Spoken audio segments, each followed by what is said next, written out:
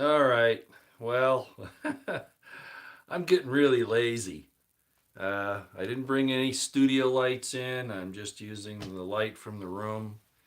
And because I just wanted to hit this up real quick, I realized after my YouTube live stream the other day where I was talking about, the pellet and BB guns and stuff like that, I thought, I need to talk a little more about that because some people might get real disappointed when they get those and they don't quite operate the way they think. Hello, everyone. Yes, like I said, today is still October 5th, and welcome in as you come in. I appreciate you being here, and this is kind of an instructional video, but very low key. Thank you for letting me know it's 5 by 5, Marie. I appreciate that so much. And like I said, we need a drink. It's funny you should ask. Guess what this is? No, it's not scotch this time. Believe it or not, it's Jack Daniels.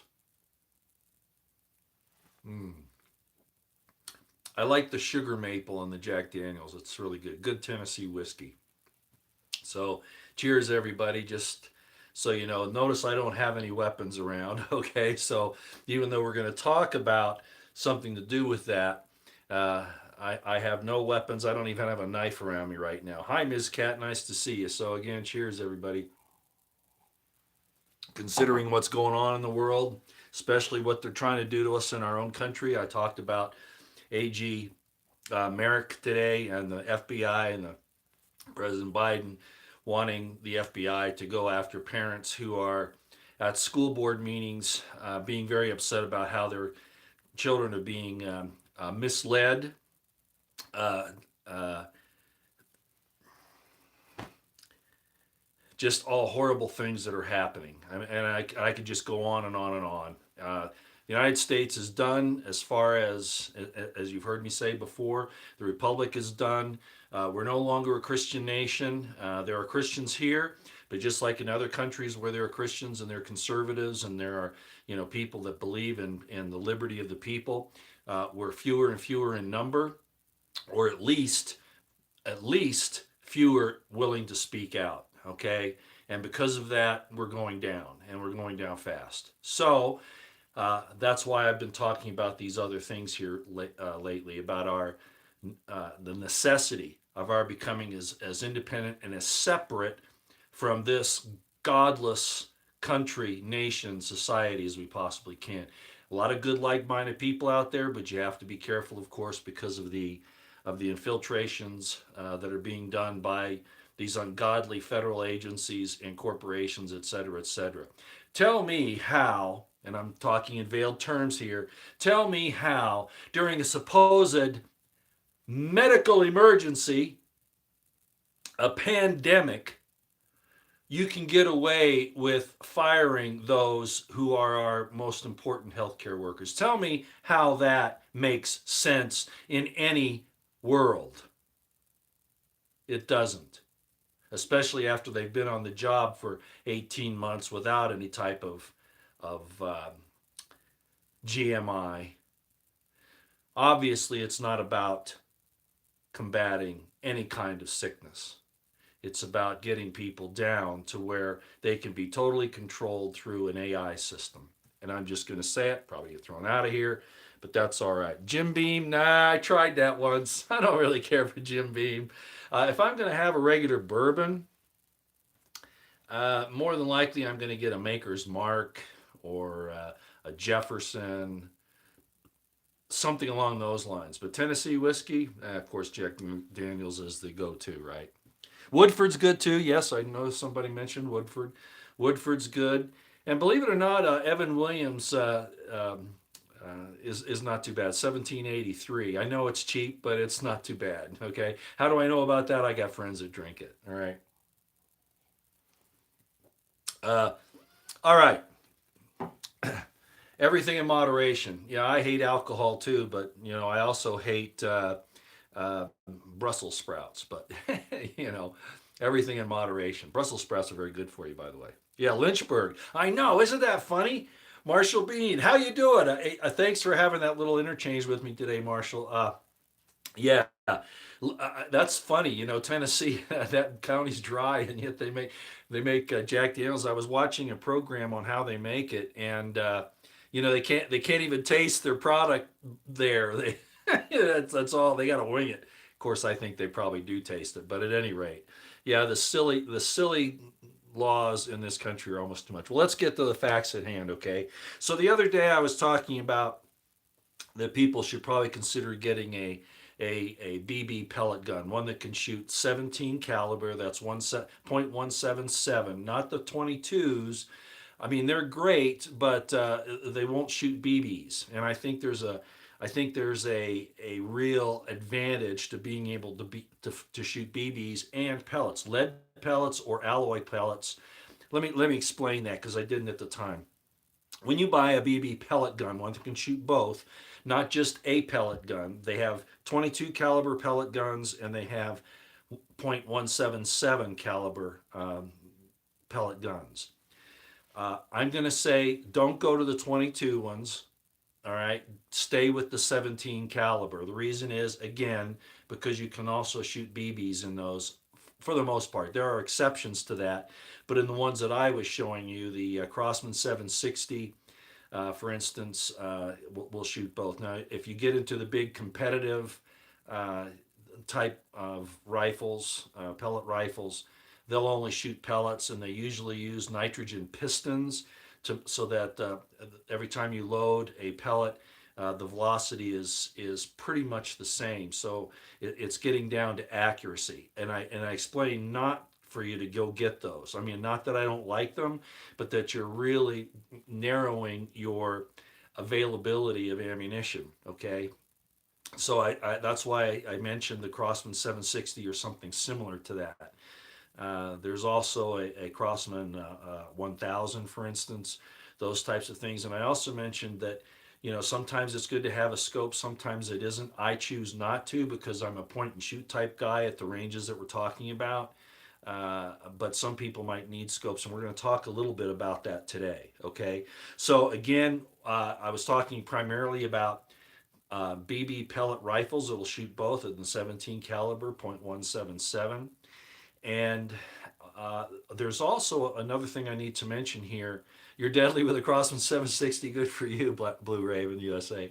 So there's another thing that you can get, and I'm going to tell you about a little bit. There are several of them out there. I would suggest not getting a BB or pellet gun that uses CO2 cartridges, because if the supply chain breaks down, you'll have to have a lot of CO2 cartridges to make that gun work. And when you're running out of those, you can't even use your ammunition, and they're going to have to be a rock or a club, right? So I stay away from the CO2 cartridge energized guns. Number two, you can get like the pump action Crossman pistol. I have one, just so you know. I didn't bring it in today because, again, with this, if I was drinking with a weapon on set, even a BB gun, people would freak out. So I don't have it here. But just so that you know, the Crossman pump pellet gun, it doesn't shoot BBs. It's just a pellet gun. Those are great, but they're notoriously inaccurate. I mean, even when you pump it to the same level each time, and you can usually pump it up about 8 times for around 600 feet per second for a lead pellet. And lead pellets are better than alloy, in my opinion. Alloy pellets go faster, but they don't have much kinetic energy in them, okay, because they're so light. So I stick with lead pellets. They're a little slower, but they carry their energy. The energy as it arrives on target is much better, okay? So that's the reason why I would stick with lead pellets. Don't try to use the alloy pellets. I just don't think that they're as good. Slingshots are great too. They take a little more time to get to know them, but yeah, for sure, I'm a fan of slingshots. Got a few myself. Okay, so we can throw those in the mix here. But at any rate, so again, the pump action BB pellet guns are what you want. You don't want to get the CO2 of any kind. And Crossman does make a pump action um, pellet pistol at 17 caliber. But as I said, they're notoriously inaccurate. Okay, you got to do a lot of what we're going to talk about today: windage and elevation. Okay, because uh, even the Crossman 760, you're going to have some problems, and I'm going to explain that. All right, so let's get to it, and then you'll know. Medical use for alcohol. Yeah, well, I'm using it for depression, right? Right now, no, not really. Okay, let's talk about windage and elevation. So you get a Crossman 760 or something similar, and most of these will have iron sights. In other words, open sights. You'll have a notch rear sight of some sort or a blade, right? Sort of looks like this with a blade front sight, and that's all that it comes with. Or you can get ones with scopes, but I'm not real impressed with the scopes. The field of view is very difficult to deal with. Trying to get it and line it up quickly is very hard. But I'm not saying you can't do that. If I were to buy a pellet gun and and have a scope on it, I would buy an aftermarket scope rather than the ones that they come with. As far as the 760 class or 1000 class of Crossman. Some of the really high-end competitive rifles again that shoot only pellets will have higher grade scopes and they're a little better. But at any rate, just so you know, we're going to talk about some of the sighting problems, and that's what I was worried about. That people, when they take their 760, if they go out and buy one of these, and they're going to get out there, and they go, I can't get it to hit anything. Let me tell you a little story. I bought a 300 Winchester Magnum. This was back in the 80s. I was doing a lot of hunting back in those days, and I bought a 300 Winchester Magnum Model 70. And I put a really good scope on it. As I recall, it was either a Loophole or I think it was a Loophole scope. I'm pretty sure it was. It may have been a Simmons. No, it wasn't Simmons. I'm sorry. Anyways, a higher end scope, long time ago. And I could not get it to zero. Zero meaning point of aim, wherever you put the crosshairs, that's where the bullet strikes, or relatively close there. I couldn't get it, was always off. I'm not kidding you. At 25 yards, it was off a foot. At 100 yards, it was off 2 feet. It was terrible. And I couldn't get it to zero. And I didn't know if it was the scope or the rifle. Well, it turns out that the rifle had a bent barrel. So I had to send it back to Winchester to get them to replace the barrel. I'm not sure. I don't remember now if they actually just replaced the barrel or just replaced the gun because I don't remember the serial number exchange. But at any rate, the point is that if you don't test it, you don't know what it's going to do in the field. So every time I get a rifle or whatever, I'll go out and test it on the range. Okay. Well, you should do the same thing with your 760. Unfortunately, in most places, it depends on your local ordinances, municipalities, counties, whatever. Sometimes you can set up a little shooting range in your backyard because there's really not a lot of range with these things, especially if you have a good backstop, like a really good piece of say plywood or something like that it won't penetrate. Sometimes they will, so you gotta get a really good thick piece. But at any rate, just make sure of your backstop so that it's not going to go anywhere, and always wear eye protection because sometimes you will get a ricochet and you don't want to get hit in the eye. Okay, they'll go and they'll hit the board and bounce back at you. So all these little safety things that you need to consider. Okay. So you take your 760 Crossman out and you're all excited and you set up a target and you shoot.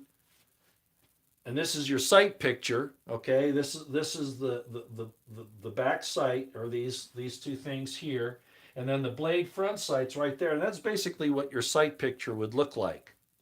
And zero is when you have this sight picture and your projectile is hitting right where that cross is. That's why we call it a zero. Okay, that's a zeroed rifle at whatever range. Okay, normally you're going to start out at about 25 feet with a pellet gun for sighting it in just initially, and then you can go further out 50 feet and even on out to 100, and basically you keep track of. And again, with these pump rifles, you got to keep it consistent.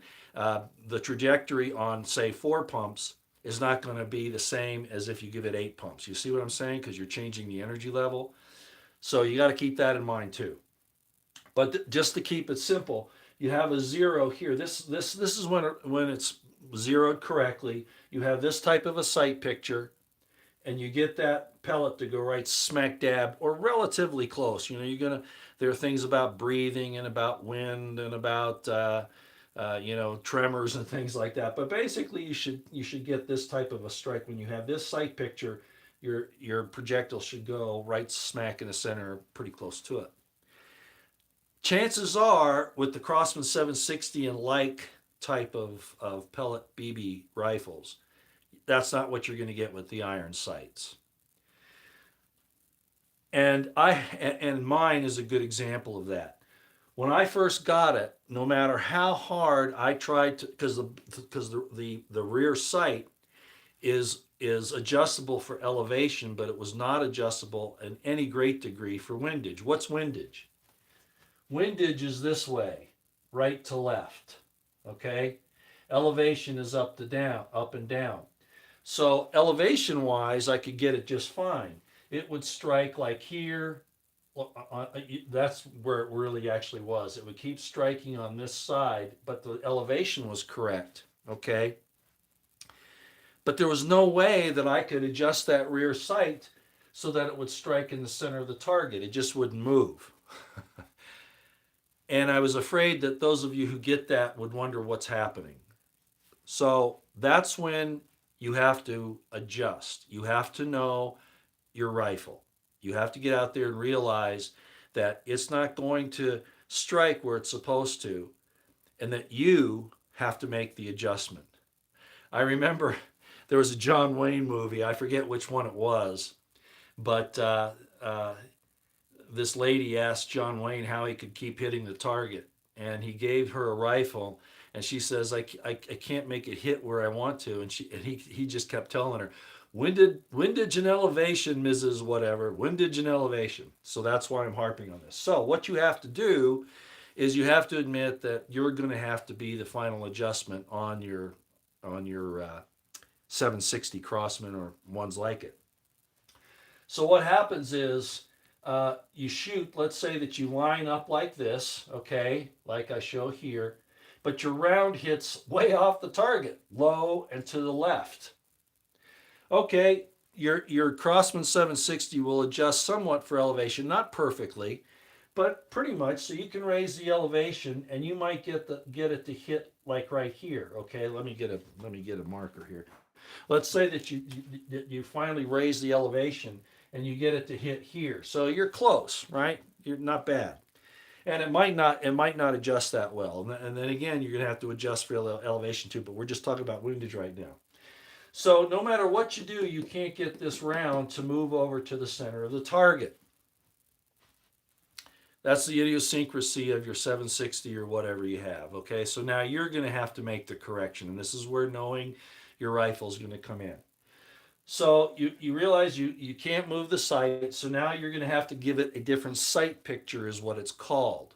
So instead of a sight picture like this, okay, you're going to have a sight picture like this, where you've moved off the target a little bit to the right so that you're bringing that round back over, right? And then you fire, and let's say it hits right here. It's low still, okay? This is where you want it, where that cross is, or the X, but it's still shooting low right there. Well, you can raise the elevation again, okay? Or you can raise the rifle up a little bit to compensate, and it's just a little bit. And you move the sight picture over so that you're actually aiming with the point of impact off to the right of the target. So you're actually, what you're doing is, instead of right here, okay, like let's say I'm going for my nose, okay, I'm going for that, but the round striking over here. So what I do is windage, I just move it over this way a little bit so that I move the point of impact to my nose. You see what I'm talking about there? Now, for a lot of you, this is really women make good snipers due to the low center of gravity. I don't know about that, but okay. So this might be very elementary for some of you, but I was really concerned that people would get very upset with not knowing what's going on. Okay, so again, you might have to, as much adjustment as you can make, you might still have to aim in a slightly different spot to get this center point. Okay, elevation wise, this is an example of the elevation right here. Notice this is how, it would be best if in a perfect world you could sight like this and you'd hit right there and get the zero. But when you have this problem where it's low and to the left, you have to move your sight picture over to the right a little bit, as an example, if it's striking over here, so that you can strike there. And then you might have to raise the sight up a little bit, like I show in this picture, so that you're hitting, and that's not really a good example. I should have done it a little different. Let's do it a little different there. Now that I'm looking at that, that's probably a little confusing. So let's do this.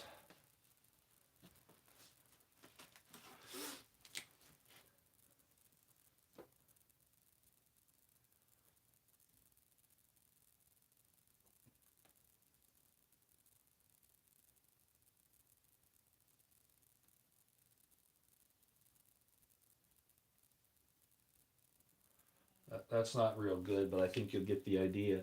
So on this one, you have to pick that front blade up and put it up higher on the target. You still center it between these two posts on either side of the real target, but you raise that front blade sight up so that you strike center. Or you can raise the whole,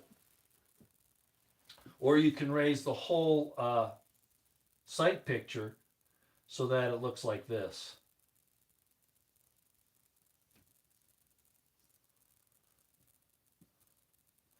Okay, it just depends. My preference is that I never lose sight of the target. So usually I'll just bring the blade up, okay, rather than cover the whole target, because I want to see the target. But those are the ideas. This doesn't get into a lot of detail, but it'll show you some of the things that you need to do. And yes, distance definitely changes things. For instance, at 25 feet, let's say your rifle zeroes at 25 feet and you're hitting right smack in the center of the target. You back up to 50 feet or 100 feet and you're going to be hitting low. And you may be way over here depending upon wind or any number of other factors. So all of those things play in, okay? So again, the reason why I wanted to do this video is so that you'll know that if the rifle doesn't zero, you're going to have to compensate for wherever the round is supposed to be. Okay, whether you have to raise the rifle a little bit or move it from side to side, and then you're going to have to remember that with that particular rifle. Now, if you have a scope, let me change all this. If you have a scope, things are a little different. With a scope, you can if it's a good scope, you can just make adjustments on the scope itself. For instance, let's say that you're shooting at a target, and this is your scope here, and you have crosshairs in the center. And some of them will have crosshairs, and some of them will just have a thing like that, or just a post. It depends on what you get. But let's do the crosshair one, because that's kind of like what everybody gets. So you have a crosshair like that, and you can put the target right smack in the center of that crosshair, right? But let's say you're hitting over here. Let's say this is your target, and you're actually hitting over here. When you've got that sight picture, you're hitting over here. There are adjustments on your scope for windage and elevation. So in this case, you're about right as far as elevation is concerned, but you want to bring it over to the center. So on a scope, you can actually move. Hi, Liza Jean. So on a scope, you can actually move with the windage adjustment. You can actually move, and what's happening is the internal reticle. That's what this is called. The internal reticle is actually moving. It's like you moving the rifle, but you can keep the rifle steady, and the reticle inside the scope just moves. So you're just bringing the reticle over a little bit to the right so that it moves the point of impact to the center. And you'll see what I'm talking about. So even in a scope, there are windage and elevation adjustments, and you can use those to zero the rifle. And it's not going to be perfect, probably, okay? Especially on pellet and BB rifles. There's going to be a lot of difference in that. This is a utilitarian little piece of equipment. They're not precision by any means, but you just got to learn their idiosyncrasies along with your ability to hold the sight picture and other things like that. So I just wanted to cover that real quick tonight and let you know I want an AUG. Not sure what that is. Yeah, and again, I prefer the .177 pellet rifles, because you can also, as long as they're made for both BBs and pellets, you can shoot both. There are pellet rifles and pellet pistols, of course, that only shoot pellets, and you're going to have to check on those. Now, the Crossman 760, as I pointed out the other day that I showed you, that will shoot both. They do make a 22 caliber and probably other calibers too, but in this situation, I would stay away from that. You're looking for availability of ammunition. You can switch either from the BB or the pellet, depending upon your circumstances. Uh, that's how I feel. If you choose to go with a 22, just know that then you can't shoot BBs in it. Okay, you're stuck. You're stuck with a 22, right? That's the issue that I have with it. All right. My very first gun, actually, my very first gun was a 22 caliber CO2 pistol, and it was a pretty good one. I'm not recalling exactly what the muzzle velocity was out of that. With a full cartridge, I think it was probably around, and this was a long time ago, it was probably around 400 feet per second, maybe five. And most of the CO2 pistols today that fire pellets, you're right around 400 feet per second, something like that, which isn't bad, but it's just not quite enough power for the more resilient, let me put it that way, beasts that you might be trying to take down. Okay, so that's the issue. They're mostly just for fun. I mean, they'll work if you're close enough, but they're not going to be as effective. The effective range is quite a bit less, and the power is quite a bit less. Okay, so I just wanted to show you all that tonight. Please, if you get one of those, just remember the sights might not compensate anymore. You might have to actually compensate for the windage. The elevation you'll probably be able to take care of because there is an elevation adjustment even on the 760, but the windage, the side to side, doesn't exist. So you have to compensate for that windage as I showed you earlier. Okay. I hope that was informative, and there are lots of good videos that you can see. Oh yeah, you can miss with a shotgun. Oh yeah, you can. Yeah, you can. I could tell you a story about that, but I better not.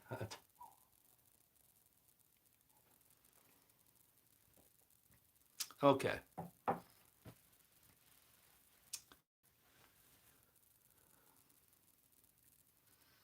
You have a 58 special? You mean a 38 special? Never heard of a 58 special, but yeah, 38 special. Yeah. I thought, oh, well, what's a 58 special? I got to get one of those if there is such a thing. All right. Again, things are just going crazy. I noticed that there are, I think, uh, Josh Hawley called out the AG today, the U.S. Attorney General Merrick and the FBI, on what the heck they think they're doing, saying they're going to go after parents who disagree with their school boards on this issue. I mean, if somebody makes a threat at a school board, if you're at a school board meeting and somebody makes a threat, saying to the school board, I'm gonna hire somebody to kill you guys or something like that, you don't need the FBI for that. You call the local sheriff or the local police. But that's not what's happening here. They're saying that they're afraid because they're the woke little scaredy cats that just don't want anybody to disagree with them. So they're going to have the FBI look into it because it falls under domestic terrorism. We're out of control. And again, as I said this morning, I've warned about this for 3 decades, actually 4. Well, let's see, that was 1988. So, yeah. All right. A little over 3 decades, going on 4. This is out of control. Our government is evil. It's corrupt. It's criminal. I've seen people that say you shouldn't trust in the Constitution. I agree about that. And anybody who has followed me for all these years, I've often quoted Judge Learned Hand that said, if liberty is not in the hearts and minds of the men and women, no constitution, no judge, no legislature can save it. Because if it doesn't reside here and here, that piece of paper means nothing. And we see how that works with those in power now. They just ignore it. So it's not here And it's not here. They just ignore it. All right. So I realize that the principle and the Constitution has to do with the structure of government and how it interrelates. As I've always said, what's really important, what must remain inviolate, even if we change the way our government administers itself, is those Bill of Rights must remain inviolate. They are non-negotiable. Period. If you want to change to a monarchy, that's fine and dandy. But don't you dare take away the rights of the individual. The Bill of Rights, primarily the first 10 amendments is what I'm talking about, and of course the rights to the states. And those guarantees like that, those are the things that have to remain the same, even in a monarchy. I can guarantee you that in the kingdom of the Most High, your rights are going to be paramount. Even if you don't have the same religious convictions as those who are in power, they're going to be required to protect you in your rights. Because it doesn't help to have somebody else dictate to you what to believe. You have to learn the truth on your own, or it means nothing. And you're being coerced into it. And that's wrong. Okay? That's wrong. Did Steve Quayle get the jab? Well, I don't know. I don't even listen to Steve Quayle. I'm not saying that he's a bad guy or anything. I just don't have any use to listen to his stuff. That's all. I must be a very patient man.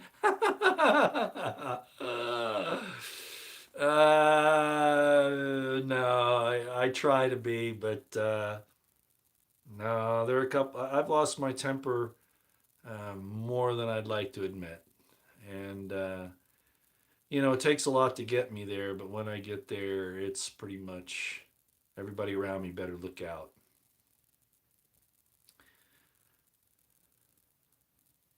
What's this now? He's out of the hospital now, but so Steve Quayle's in the hospital. Yeah, I know nothing about that. I know nothing about it. I don't follow him, so I really don't know. I hear other people talk about him, but he's not my go-to guy. Okay, nothing. If he's yours, that's fine. I'm just saying he's not mine. Do I know Paul Martin? I know, what is it, Dave Martin. I know him. I think that's his name. Not personally, but Paul Martin doesn't ring a bell, Marshall. Sorry. Oh, you're saying I'm patient to try and teach these fools? Oh, these people are fine. It's all what you're used to. You got to remember, I grew up in the East, so I never held a real gun. I had a BB gun, I think, when I was. Oh, I did have a BB gun when I was. It was a Daisy, as I recall, when I was like 7 or 8, something like that. But a real gun, I never handled one until uh, in Idaho. I was in Idaho, and that's when I got my CO2 pistol, 22 pistol. And I realized that, it wasn't quite doing the job. So then I bought a 22 rifle, I think from Sears, as I remember. And I had that for years. And then I finally ended up buying a center fire rifle, a 308 7.62 NATO bolt action. It was a conversion. It was an Argentine Mauser, as I remember, that was converted into 7.62 NATO 308. Anyway, so my training on that started when I was about 18, and then of course I went into the Army, and then I went into the police department, and then of course the Army as well. So I've been associated, I've been around weapons since I was 18 years old. So I've had a lot of experience with them, and in all kinds. I mean, I've even fired 90 millimeter recoilless rifles, 106 recoilless rifles, 105 artillery pieces. Uh, uh, uh, tank weapons, yeah, all that. I've done all that. M60 machine gun, 50 caliber machine guns. Of course, I was in the Army, so I did all that. Grenade launchers, I've done all of it. So I've had a lot of experience. So it's not that they're dumb, it's just familiarity and experience. That's all. Uh, and you do as you're trained, right? So that's why I thought I needed to come on here and explain a little bit of this to so people didn't get too upset. Hi Roosevelt, glad you're here. I didn't notify because I just want to do this real quick. Although I suppose you need to know about this. You probably already do though, as far as windage and elevation, how to use it. And you can also talk about windage and elevation in politics. And no, I don't mean about shooting politicians. That's not what I'm talking about. I'm talking about you can tell where they are by using windage and elevation adjustments, whether or not they're really telling you the truth or not. That's all. Okay. Yeah, Eliza Jean's here. Okay. Yeah. No, I like 22. Rugers are great. I used to have one, as a matter of fact, a little. I don't know if you mean the 1022. Maybe you're talking about that. The little rifle. They're great. The next, am I qualified to shoot a nuke? No, no, of course not. And Ruger makes a nice little 22 pistol as well.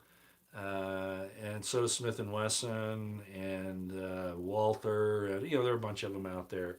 And if you're only going to have one real gun, a 22 is the one to get. I'll just tell you that up front because it is versatile, and actually more people are, at least in the civilian communities, more people are eliminated with 22s than they are with anything else. It's kind of interesting, actually. I could tell you some stories about that from my police days, but okay.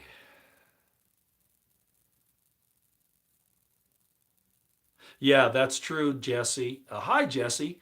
BP Earthwatch is here. Yeah, 22 long rifle ammunition is out of sight as far as cost is concerned, if you can even find it.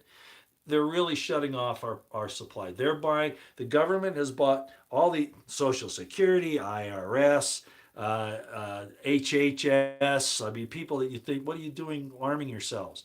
Uh, they bought billions of rounds of ammunition and they're cutting off your ammunition supply. Do you realize we're in a war? This is a protracted long war. I'm not going to tell you who did it today. It was on my Twitter account. I saw a very well-known commentator state that, oh, with all the incompetence, I'm going to have to get a generator, and I'm going to have to increase my food supply, and I'm going to have to do this and that because of incompetence. We're going to lose power. Even the most intelligent people do not understand that this has nothing to do with incompetence. They are at war with us. Period. It's really disappointing.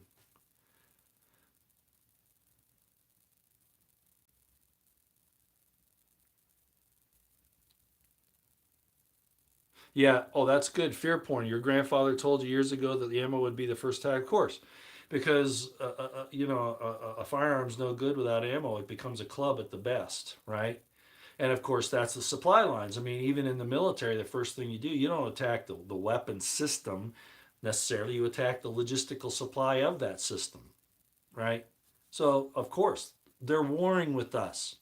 Everything this government does, and all the Five Eyes nations, for that matter, with this whole thing that's going on, the hub of liberty in the world, the ones that have pushed democracy, and of course I don't like that word, but pushed liberty and freedom and all this, they're the ones that are most draconian right now.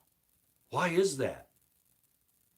Because that's the way the plan worked, and I've talked about it. It was in place even in the middle 1800s. Okay, so we're seeing it now. Yeah. Okay, how long have we been going? About 40 minutes. That's probably good enough. I really wanted to get this information up. Be patient with yourselves. The pellet BB guns, it's real cheap to shoot those. You can go out and spend, several hours learning and moving it around. Resistance is the best power to defeat tyranny. You're absolutely right. But it needs to be done with a lot of people, right, Roosevelt? Five won't do it, 10 won't do it. I mean, you need to do it on your own as a matter of personal responsibility. But where it's really going to make the difference is when millions are doing it. And I don't know that the USA has those types of people in it anymore. I would agree with that, Neil Brady. When the USA is disarmed, the world falls. Yeah, and that's why they're trying to do this now. We have evil, evil people. Even our best. I've been on a tirade with Jim Jordan from Ohio. He came out with this ridiculous statement. I mean, it was a junior high school cliche if you're running for class office in junior high school. We need cheap gas again. That was his statement. We need cheap gas again. What? People are fighting for their lives, Jordan. And you're talking about gas. You need to attack the New World Order. You need to attack Biden. You need to call this whole thing out that's going on, this assault on us by the medical establishment and by the politicians and by the New World Order. And you talk about we need cheap gas again. What a piece of shit. I lost respect for him a long time ago. And Rand Paul is a little better, not much. Ron Johnson's been doing pretty good, but all these guys, they're knocking around the periphery. They're not hitting, the real issues. They're really not. Whether they're complicit or whether they're ignorant, it's probably the latter. I mean, the former. They're probably complicit in one way or another. I mean, nothing makes sense otherwise. Tom Cotton, yeah, Tom Cotton does a lot of good stuff, but again,